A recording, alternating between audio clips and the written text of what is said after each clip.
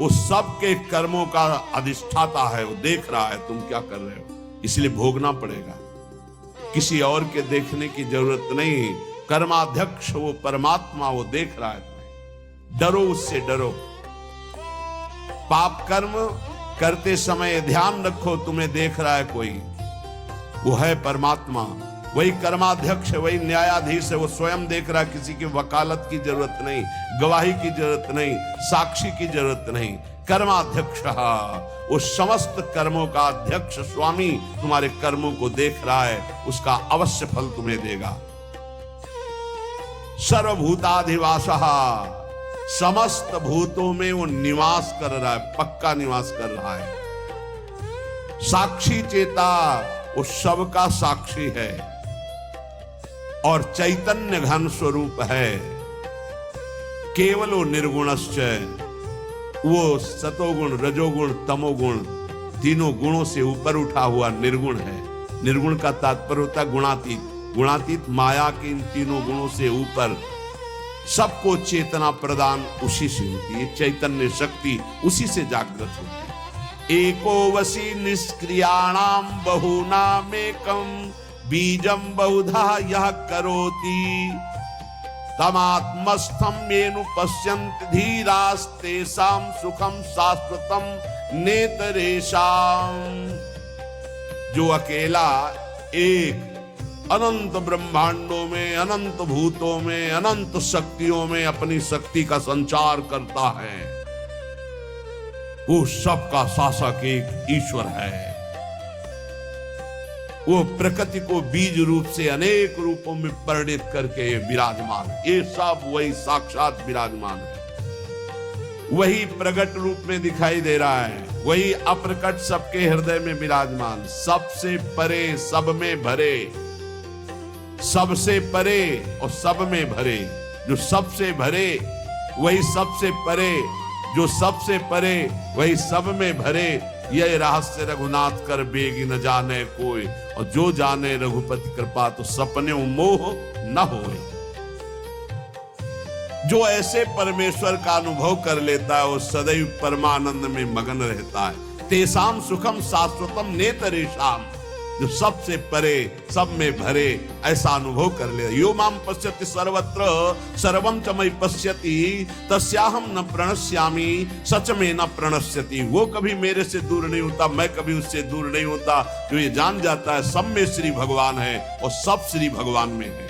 विराट रूप भगवान में सब वास कर रहे, सूक्ष्म रूप भगवान सबके हृदय में वास कर रहे। नित्यो नित्यानाम चेतनश्चेतनानाम एको बहुनाम यो विदधाति कामान् तत्कारणं सांख्य योगाधिगम्यम ज्ञात्वा देवम मुच्यते सर्वपाशै। देखो ये वेद है, इसको समझ लोगे तो कभी संशय नहीं होगा। वो परमात्मा एक है, वो सर्वव्यापी है, वो सर्वसाक्षी है, वो कर्माध्यक्ष है, वो समस्त प्राणियों में विराजमान अकेला, सबको जीवनी शक्ति, बौद्धिक शक्ति सबको वही दे रहा है।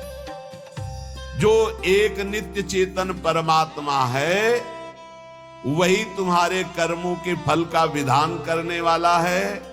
इसलिए बहुत शीघ्र ज्ञान योग से, कर्म योग से, भक्ति योग से उस परमात्मा को प्राप्त कर लो और जीवन मुक्त हो जाओ। सबके कारण रूप परम देव परमात्मा को प्राप्त कर लिया तो समस्त बंधनों से मुक्त हो जाओगे। ज्ञात्वा देवम मुच्यते सर्वपाशै है, सर्व बंधनों से मुक्त हो जाओगे। जीवन का परम लक्ष्य वेद कहता है, श्वेता श्वेतर वेद, आपको भगवत प्राप्ति इसी जन्म में करनी, और कोई जन्म नहीं है। बार बार अन्य योनियों में जाने पर तुम कोई नया कर्म नहीं कर सकते, केवल मनुष्य जीवन में भगवत प्राप्ति कर सकते हो। वो भगवत प्राप्ति किसी और की उपासना से नहीं होगी, महापुरुषों के चरणों की उपासना से, एकमात्र भगवान की उपासना। रहुगणित तत्तपसा याति न चेज्या न निरूपणात् गृहाद्वा न छंदसा नैव जलाग्नि सूर्यो बिना महात्पाद रजोभिषेकम। तो ये कह रहे हैं और कोई उपासना से इनकी प्राप्ति नहीं होने वाली। अगर आप समझते हो कि अन्य कोई, तो इनका प्रवेश ही नहीं है। न तत्र सूर्यो भाति न चंद्र तारकम, न सूर्य का वहां प्रवेश है न चंद्रमा का प्रवेश है कि अपने प्रकाश सहित पहुंच जाए परम धाम में, ब्रह्मधाम में, ब्रह्म स्वरूप में। न तत्र सूर्यो भाति न चंद्र तारकम नेमा विद्यतो भांति कुतोयम अग्नि, न अग्नि न बिजली न चंद्रमा न सूर्य। इन तेज त्रिभुवन को प्रकाशित करने वालों की सामर्थ्य नहीं कि उसमें प्रवेश पा सके। तमेव भांतम अनुभाति सर्वम तस्या भाषा सर्वमिदं विभाति, क्योंकि ये सब उससे प्रकाशित होते हैं, उसी परमात्म तत्व से। इसलिए जो सबका परम प्रकाशक है उस परमात्मा की प्राप्ति इसी देह में, मनुष्य देह में आप कर सकते हैं। जो इस मनुष्य देह को प्राप्त करके भगवत प्राप्ति नहीं करता है वो अपना भारी पतन कर रहा है। पर भगवत प्राप्ति कौन कर सकता है?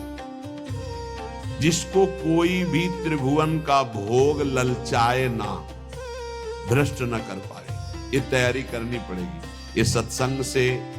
और पक्का हमने देखा, पक्का देखा है और देख रहा हूं, जैसे जैसे सत्संग हो रहा है, जैसे जैसे भजन हो रहा है, जैसे जैसे बात समझ में आ रही, तो सबसे बड़ा तूफान जीवन का होता है नवयौवन अवस्था।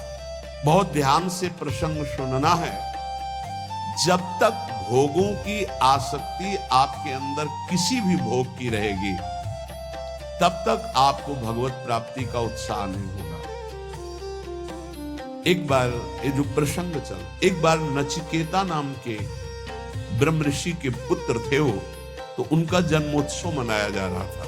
तो जन्मोत्सव में अब वो ब्रह्म ऋषि थे तो बहुत से ब्रह्म ऋषियों को बुलाया, मंत्रोच्चारण हुए वेदों के, फिर गौवें दान की। तो नचिकेता ने देखा गलत हो रहा है, उन्हीं का जन्मोत्सव था।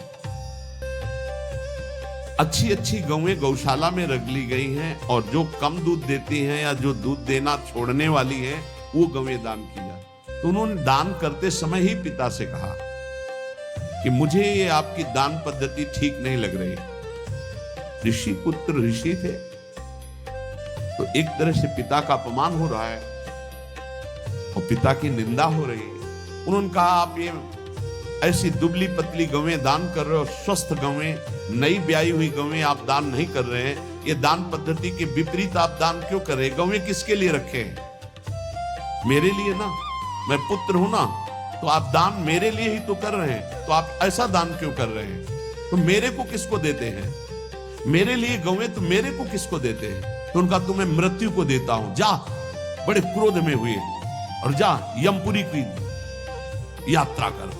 और वो ब्रह्म ऋषि, एक एक शब्द सत्य होता है सत्य बोलने वालों का, तत्काल यमपुरी के लिए नचिकेता। अब अपराध था नहीं, इसलिए सशरीर यमपुरी गए।